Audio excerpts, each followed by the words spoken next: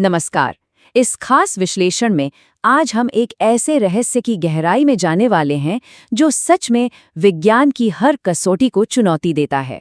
मतलब एक प्राचीन बेजान पत्थर की विशाल मूर्ति जो बिल्कुल किसी जीवित इंसान की तरह जैविक लक्षण दिखाती है। चलिए बिना देर किए इस रहस्यमयी पहेली से पर्दा उठाते हैं।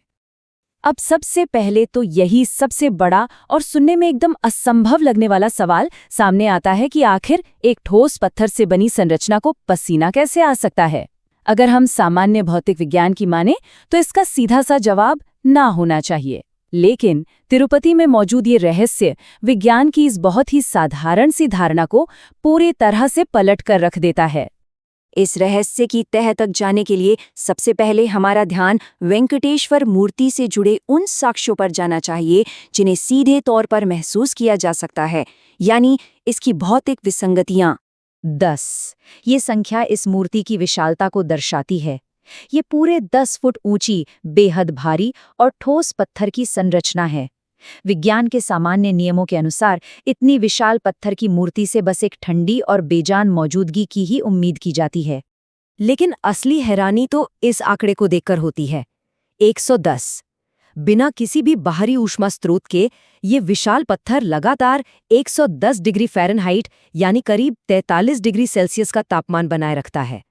एक ठोस पत्थर का हमेशा इतना गर्म रहना वैज्ञानिक दृष्टिकोण से सच में एक बहुत बड़ी पहेली है। और बात सिर्फ उच्च तापमान पर ही खत्म नहीं होती। इस चिलचिलाते गर्म पत्थर से लगातार नमी भी बाहर निकलती है जो बिल्कुल पसीने जैसी होती है। ये कोई दृष्टिभ्रम या कोई कहानी नहीं है, बल्कि एक ठोस वास्तविकता है। पुजारियों को बाकायदा हर एक घंटे में इस मूर्ति से टपकते हुए पसीने को तौलिए से पोंछना पड़ता है। ये विरोधाभास अपने आप में बहुत कुछ कहता है। मृत मूर्ति का पसीना, एक तरफ हम विज्ञान की भाषा में इसे एक मृत या बेजान वस्तु मानते हैं और दूसरी तरफ पसीना आना एक पूरी तरह से जीवित और जैविक प्रक्रिया है। ये अनोखा मेल इस पूरी घटना को और भी ज्यादा पेचीदा बना देता है। लेकिन बात सिर्फ भौतिक अनोखेपन की ही नहीं है। जब आधुनिक उपकरणों के साथ इस प्राचीन रहस्य को मापने की कोशिश की जाती है तो नतीजे और भी ज्यादा चौंकाने वाले होते हैं। रहस्य अब एक कदम और आगे बढ़ जाता है। मूर्ति के ठीक पीछे से सांस लेने की स्पष्ट आवाजें सुनी गई हैं जिनका कोई भी स्रोत नहीं है। और जब इस पूरे क्षेत्र को आधुनिक इंफ्रारेड कैमरों से रिकॉर्ड करने की कोशिश की जाती है तो वे कैमरे पूरी तरह से काम करना बंद कर देते हैं। जरा सोचिए, एक तरफ रहस्यमयी सांसें और दूसरी तरफ आधुनिक तकनीक का इस तरह से दम तोड़ देना। यहाँ विज्ञान और असलियत के बीच एक बहुत बड़ा टकराव देखने को मिलता है। विज्ञान को उम्मीद होती है कि पत्थर ठंडा होगा और उसे इंफ्रारेड कैमरों से आसानी से स्कैन किया जा सकेगा। लेकिन तिरुपति की सच्चाई बिल्कुल उलट है। यह पत्थर लगातार जैविक संकेत दे रहा है और हमारे आधुनिक कैमरे यहाँ आकर पूरी तरह से अंधे हो जाते हैं।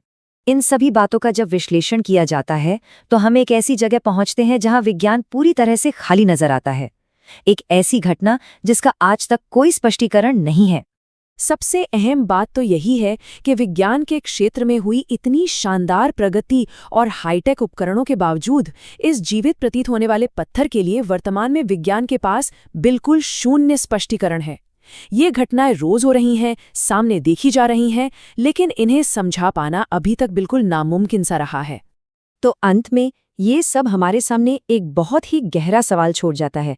एक विशाल, ठोस भौतिक वस्तु आज के आधुनिक विज्ञान के सभी पैमानों को लगातार कैसे चकमा दे सकती है?